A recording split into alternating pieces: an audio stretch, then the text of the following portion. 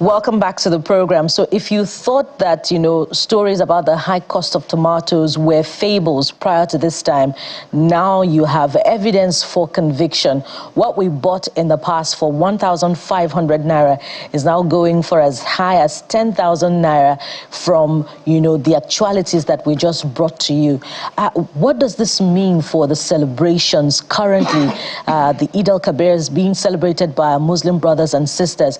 That is left to the imagination. But let's dig deeper to find out what's responsible for the skyrocketing cost of tomatoes and indeed the other vegetables in that category. Joining us to have this conversation is Dr. Debo Akonde, the director at International Institute of Tropical Agriculture, IITA, responsible for its private sector engagement in Africa. He's also the executive advisor on agribusiness to the governor of Oyo State. Mr. Akonde joins us via Zoom. Thank you and welcome to the program.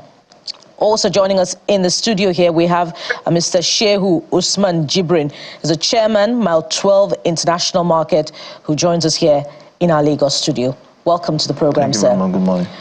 So we've heard myriad of reasons ascribed to the high cost of tomatoes in that actuality that we just brought to our viewers. So we have a fair understanding, but please, we want you to elaborate on it, particularly by helping us to understand where our tomatoes come from, mostly from Nigeria's north, and additional information perhaps on what's responsible for this rather high cost. I'll start with you, sir.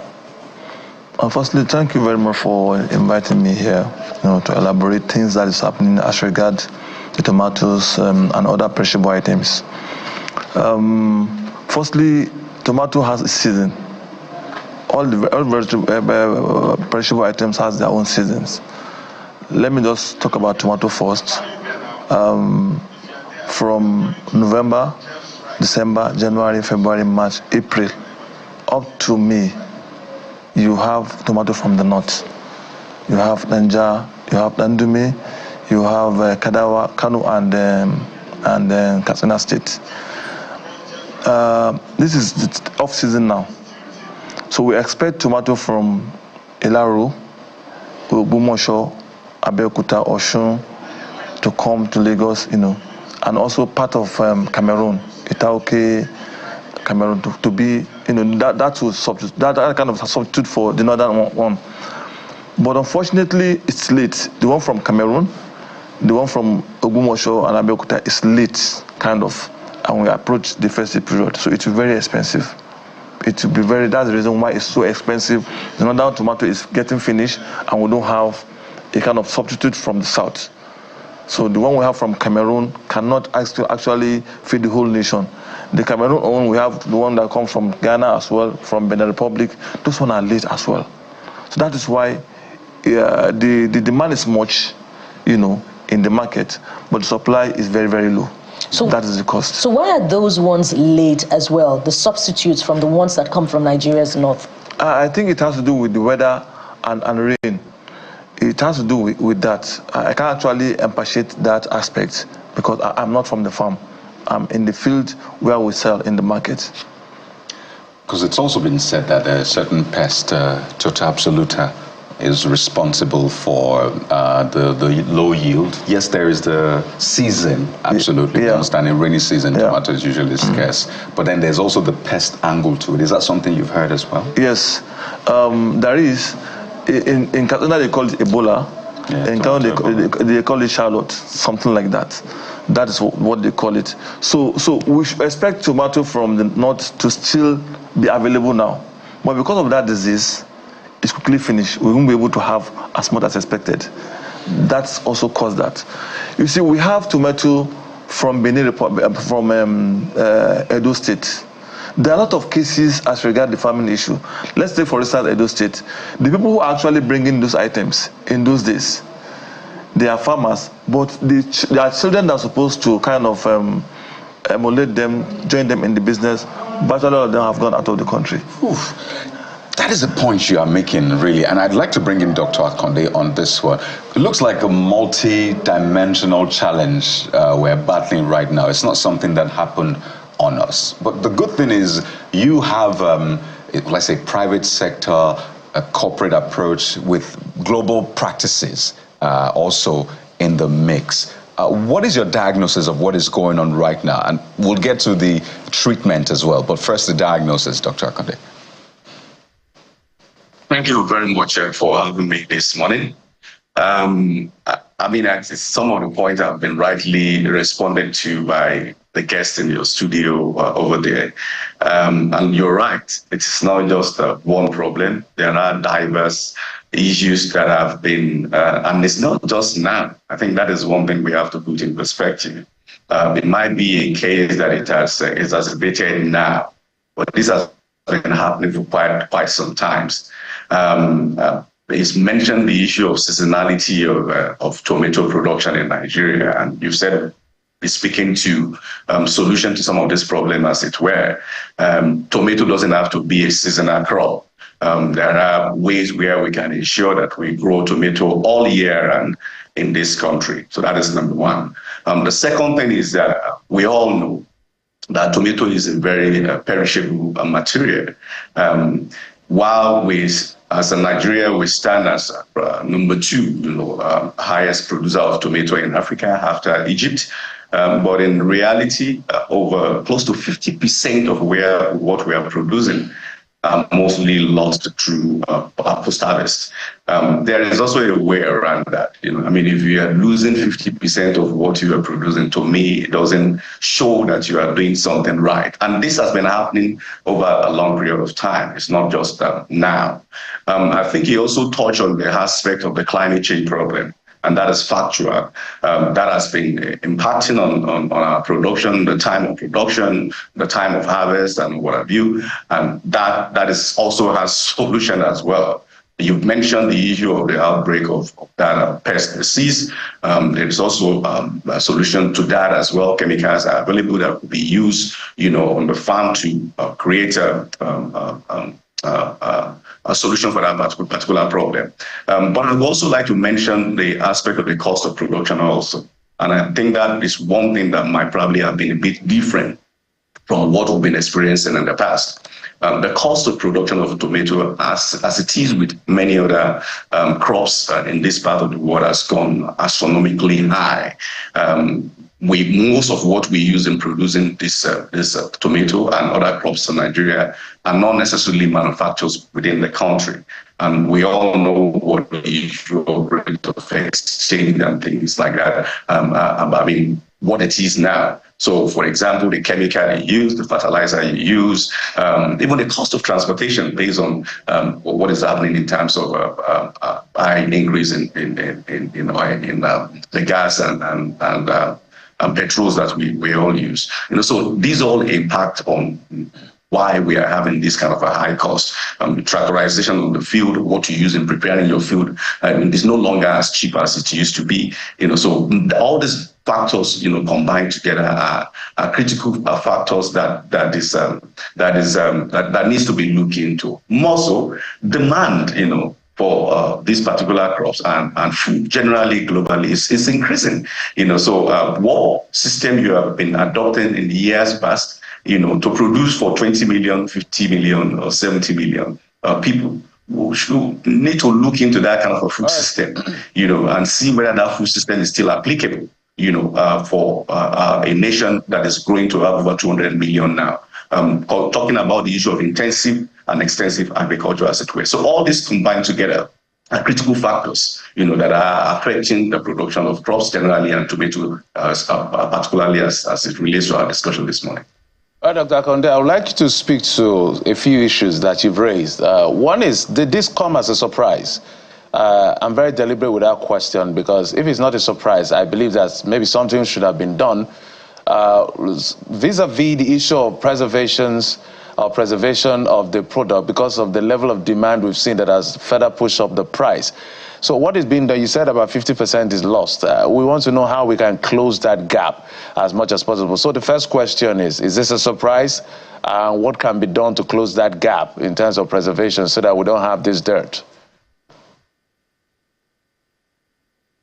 It doesn't come as a surprise. And if we do further research, we will see that almost annually, this problem comes up, it might not be as bad as this, 2017, 2016 data, you will see similar trend, that is happening on the tomato production and tomato cultivation within the country. So I think for me, the first thing is that we need to take the issue of agriculture and food security and food system very seriously in our country. We said quite a lot about it, but then the action that are taken around it, to me, we need to do more. If I have to become conservative with my response, we need to do more. We can't be seeing the amount of the, and I think this is what I didn't mention earlier, the farmers incessant attack by herders on their farm, and then we expect rocket science. The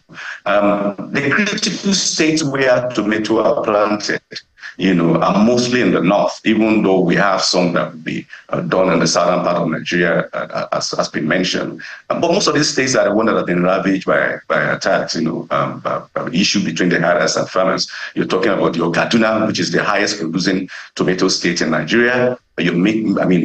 States like Plateau, Benue, are already ravaged, and farmers are no longer on the field. Even if they are producing, they can't produce maximally, optimally as expected. So this is a critical issue. They are not issues that we trivialize, and we need to start looking into these, and how government will ensure that, if our food system continues to be attacked in this manner, it speaks to even the security of lives, within this space. But the second thing, as well, as you have mentioned also, is that, like I said, it's not a surprise. We know, but it's been there. The record is there. The fact is there. The data is there. That we've been losing close to 45% of this tomato production in Nigeria over years.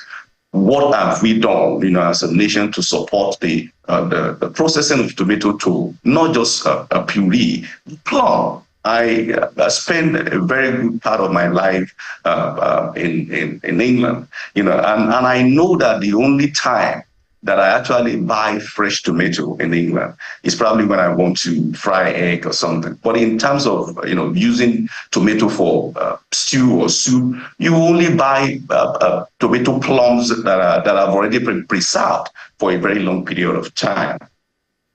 I think it's high time for us as a nation to see how we can incentivize private investors, into ensuring that they are moving our tomato from the time that we have those bumper harvests to more of a plum that has been preserved. It's not just puree that I'm making reference to. I know one or two companies that are already engaging in puree. Yeah. But I'm talking about plum, that you can use, as a product in food production. The second thing that the third thing that I will be looking at beyond the issue of ensuring that we look at the architecture of our agricultural food system within the country, looking at the aspect of supporting companies to move the product from just a perishable product to that is being preserved. And the third one will be that we need to encourage increase of the use of the greenhouses, across the whole of the country. I mentioned earlier that tomato could be planted all year. All year round greenhouse will be used. It's not going to be a substitute for open field, don't get me wrong, but I'm saying that it will help to increase our production and will help us to reduce the seasonality of tomato production within the country. Currently, if I'm right, I think the tariff that is being paid by those that are bringing in some imported greenhouses in Nigeria is killing. Materials that are being used to produce the greenhouses locally is issued. So yes. Yeah, sorry, just a button. Let me bring in Mr. Jibrin on that particular thought as well. I'm wondering on this particular line of thoughts as to whether or not people are not gaming the market. We call it gaming the system, where because of the scarcity, people are now being astronomical with their prices. Is that a situation you see in the market? And if it is, what are you doing to manage it? Because this is something that everybody needs, as he said, and as you've said, is in high demand. This is the most gambling market, so to speak. There's nothing you can do about tomato.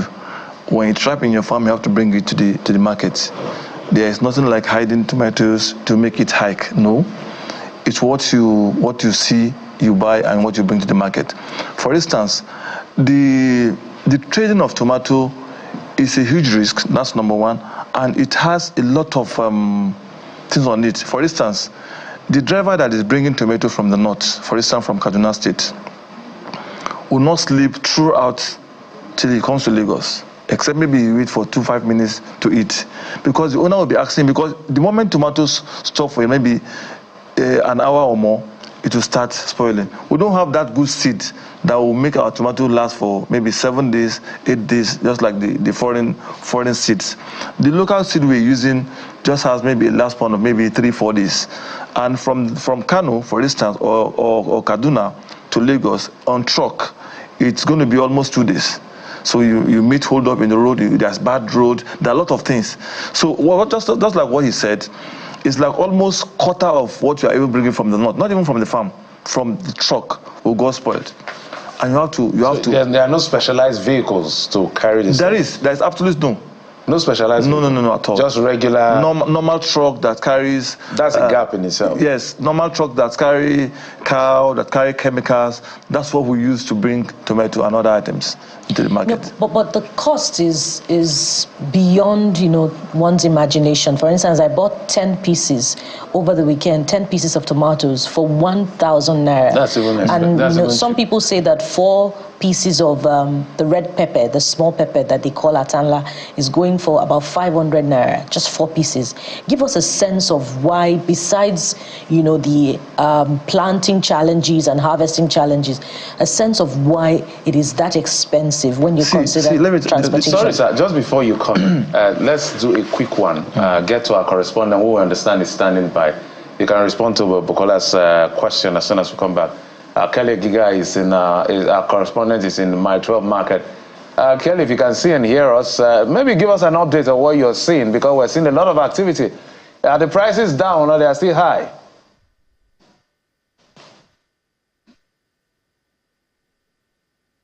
Well, Jeff, the prices are indeed really high. I mean, the last time we were here about less than 6 months ago, precisely sometime around January, Nigeria's main inflation was somewhere around 29.5 or thereabouts. Right now, it stands at 33.95. But some people don't understand all of those numbers. So let's do them the exact prices of what it is right here.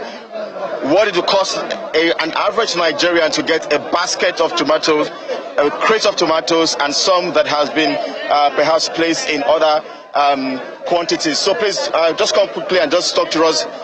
He sells tomatoes here at the My 12 International Market, the choice destination for perishable goods in southwest Nigeria, and some even say even in the continent. But bros, just come quickly and speak with us. What would it cost us? What would it cost me to get this basket of tomatoes right now? 5,000 naira. Say that again? 35,000 naira. 35,000 naira for this basket. All right. All right, so let's see this basket now, if my cameraman can show us this basket. So these tomatoes you are seeing right now, wherever you're watching from around the world, it goes for 35,000 naira. 35,000 naira. I also understand that for those who cannot afford this, take for instance another volume of what we can see here shredded on the floor. Just 3 tomatoes as we have here.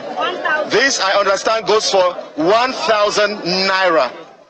3 tomatoes, 4 tomatoes going for 1,000 naira. So it gives you an idea of just how skyrocketing the prices have become in the span of less than 6 months as compared to the last time when we're here. We've also gotten some feeders back from the onion section and pepper section. It doesn't seem too good. There's so much frustration here for Lagosians who have come to enjoy themselves and just do some shopping for family and friends as regards the Salah holidays. But I wonder for you, you sell. What is the reason? Why is this really expensive right now? It's because of the scarcity of tomato. Number one, most of this tomato, like this tomato now you're seeing, this foreign tomato. It's not Nigerian tomato. So this is Cameroon tomato. Nigerian tomato is not much this year. So we have short of tomato this year. We used to have tomato from like different places from the north. Jos, Kano, Zaria. Now, the only Nigerian tomato we have now is from Jos. So Nigerian tomato is not that much. That is what called the scarcity. That is why. All right, so there you go. So it is actually even foreign tomatoes. They do not have a lot of Nigerian tomatoes. A big question mark for the Ministry of Agriculture and the Minister, Mr. Abubakar Kyari. I also have a buyer here. She has come to shop. She's been moving around the market for quite some time, trying to get the best offer yet. I wonder, have you been able to buy your tomatoes just yet? Good morning. Good morning. Have you been able to buy just yet? Yes, I buy already. So tell us, what did you buy, what quantity, and just how much did you buy? Actually now we have Cameroon. We don't have a normal Hausa tomato. Then our Nigerian tomatoes. That's what we have now. For now we are buying from Cameroon. It's small basket. We have 40, we have 30, we have 25. And if you can even see the basket, the Hausa basket is going to be 5 quantity that we fill up. That should be 120 plus. And our one that is just coming, very costly. I don't know what we can do now. Maybe we beg from the agricultural district. They should help us. So we are suffering too much. It's getting beyond power. All right. So, I mean, there you go. It tells you the level of frustration stemming out of how the negotiations and transactions here have been going, because it's not so good. I mean, if you can see some women around here who have come to shop, they have been expressing that frustration as a result of the hike of tomatoes precisely where we are at the Mile 12 International Market. But guys, let me just mention this because I've made several visits to the Mile 12 Market.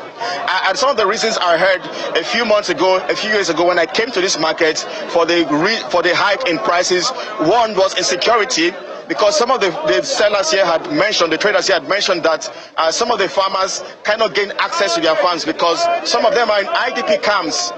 They had also mentioned the bad road network as well as a reason for the hike. But now, one of the things they have said to me behind camera is that there's something called tomato Ebola or Ebola tomato, the particular insect which has infected this product, and so that has also contributed to why this scarcity and then of course the hike, guys. Wow, Kelly, a very gloomy picture there. And we're talking about price just before we came to you.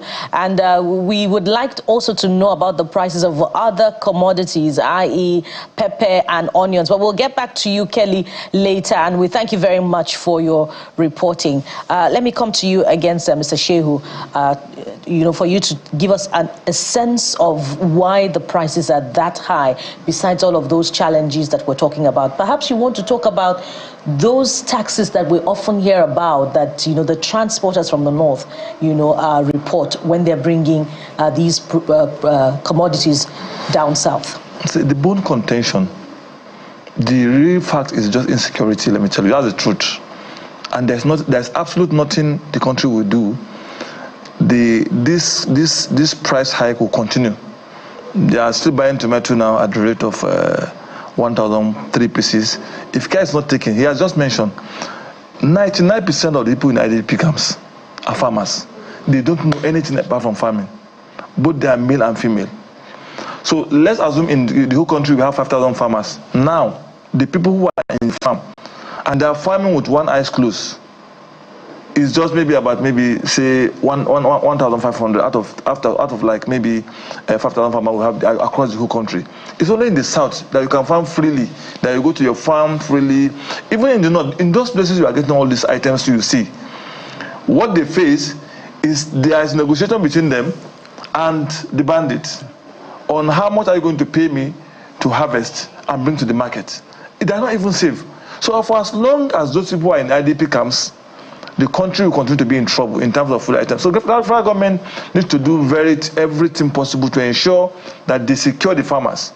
Or another option It's those people in IDP camps. There are states like Ogun State, they have vast land. There are Oyo, there are other places that are still safe within the country. They can be trained. They can be trained to come to the south and do their farming work so that they secure the country. But if things is not done, I'm telling you, it will be very difficult. Now, for instance, the only place you can get Tatashe in the entire country is Nakola in Katsina State. That's the only place you can get Tatashe. I said now, he didn't go to that place. It's about almost 100 plus a bag. It's just small bag. So what you're saying is that there's no farming even going on, so we shouldn't even be talking about those taxes. Forget about tax. Tax is just minor. Let me tell you, on a never good day, female at home, within just maybe 3-4 meters in the house, she can plant tomato. She plant tomatoes, she has her small goats, she has a small cow, you know, they have several things they're doing. But now, it's not even about kidnapping them. It's about going to those places, village, you know, kill everybody, burn the whole houses. And those people you are killing, they don't know anything apart from farming. They don't know anything.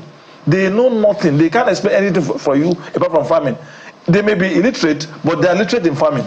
They will school you, they will teach you so many things about farming. That's what they know. So for as long as those people remain, I keep saying it, I keep mentioning it, people are not in the farm. The country is not exporting food. So how do you solve the problem? No human being can solve this problem, I'm telling you, except people who go to the farm. That's it.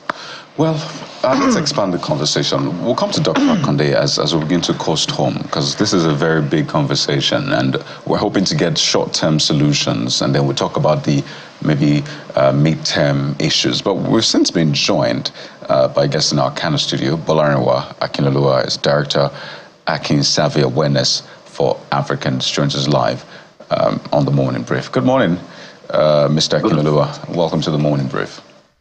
Oh, good morning, sir. Well, so Kano is meant to be a major hub for tomato.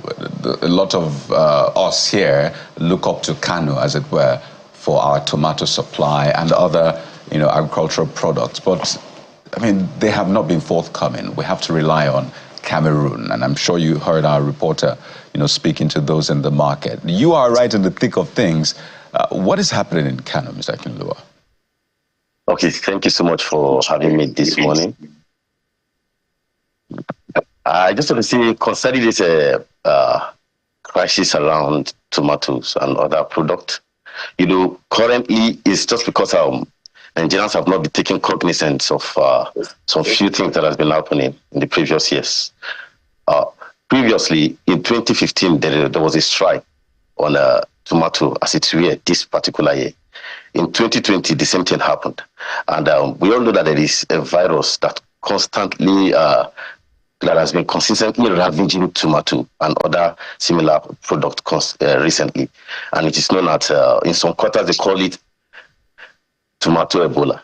In some other quarters, they call it, it is known as tuta absoluta, or they call it the pest that ravage tomato leaves. I understand the fact that there are issues around the security issues, the taxes around transporters and other constraints. But currently, there is a pest that is ravaging. And even the pest that is ravaging, many farmers have reported these issues to the government. But we understand the way we operate in this nation, where we work on curative, not preventive method. We try to see how we can cure something. Well, we understand that to prevent something is far better than curative method. So this has been a major challenge. And they've tried to see how much possible they can control this pest. But this pest has been resistant to pest controls. Different pest controls has been used, different method has been used, but it has been resistant. And it is not the first time that we are experiencing it. In 2015, it was 2016, it came up. And people felt, oh, it was just a minor thing. In 2020, it came up again. People look at it and they overlooked it again. And this time around, it's coming up. If care is not taken, Nigeria will begin to live with this pest. And it has started ravaging these tomato farmers and even their livelihood, and is seriously controlling and disturbing the farms. Because if you look at the farms that we are, the tomatoes we are having across the board, even if you look at them, even if you look at the tomatoes we are having, you will discover that these tomatoes are not really looking healthy. Apart from tomatoes that you can get from places like Plateau and Ikara, some part of Zaria, that is the Zaria axis that linked with Jos Plateau. That is where you can get a little good tomato that are looking very healthy. But other parts of the country, you begin to see tomatoes that are not looking healthy. That is why the sellers and the other farmers, we have to opt for other foreign products. Have to opt for products from Cameroon. And I know actually they can't opt for other places other than Cameroon, or they go to Benin that are close by. Because even this same pest in 2015 started from Niger Republic before coming down to Nigeria. It has been observed funny enough, it's not only in Nigeria that we are experiencing it. It's also in other countries. Even in the American continent, it is there. It is also there in the West. So it's already ravaging. But the point is, let's see how this pest can be controlled. Once this pest can be controlled, other factors like the insecurity factors and other major factors can also be put into perspective. Because if we didn't control the pest now, even when you train people from other regions of the country, because the same pest was even noticed in Abeokuta in 2015, 2016, 2017. It was noticed around that place, and it affected tomato farm around Abeokuta. Because Abeokuta people to engage in tomato farming, and they engage in farms a lot. So it was noticed around that place, and it affected the tomatoes around that area. So another thing that I think can really be done is the government working tirelessly to see, particularly the Ministry of Agriculture, to see how we can control this pest from further spread, or else this pest will become something that will keep occurring and reoccurring and reoccurring. We just undermine the capacity of what the pest can do. I think currently we are now seeing what a very little pest can do to the whole nation. That is even taking as quickly as possible. Just a minute, Dr. Akonde. As quickly as possible, Dr. Akonde joins us via Zoom, and just a quick wrap-up to hedge against what is going on across the country. Maybe in 30 seconds, so that we don't come back here next year to have this conversation. What should we be doing going forward? 30 seconds, we're totally out of time, sir. Oh, okay, sir. Same as far as it concerns tomato. There are too many loose ends that we can pull together to ensure that we are not where we are again. There are solutions to most of these issues. We just need to pull ourselves together at the federal level or at the state level and develop a right framework that is implementable and that will support farmers on the field, security issues and what have you, bringing in new technology and innovations, and ensuring that most of the international research institutes and local ones that we have are being assessed for solutions to some of this problem. That would be my own parting word. Thank you very much. But Dr. Akonde, quickly, is this an opening for GMO? I know it's been a debate. Is this an opening for GMO? For me, I think I'm not so sure whether we are ready for that as a country, and I wouldn't advise that is where we should be going. The one we have currently, what are we doing about it? I mean, talk less of saying that we should be moving to GM. Are we really working hard towards, ensuring the productivity of the one that we have, as it is? Thank you very much. All right. That's if it's not upon us already. But we want to thank you very much, gentlemen. We've had Dr. Debo Akonde, Director, International Institute of Tropical Agriculture, responsible for private sector engagement, also Executive Advisor on Agribusiness to the Oyo State Governor. Thank you so much for being on the program. We want to thank you also, Mr. Shehu Usman Jibrin, Chairman, Mile 12 International Market. We also had Dr. Akinlolu Bolarinwa, who joined us from our Kano studio. Thank you so much, sirs, gentlemen, for your time on the program. Thank you very much. And from here, we switch gears to another part of program today, which is looking at what exactly is happening with our football team, the Super Eagles, and especially the management. Stay with us. We'll be right back after this time out.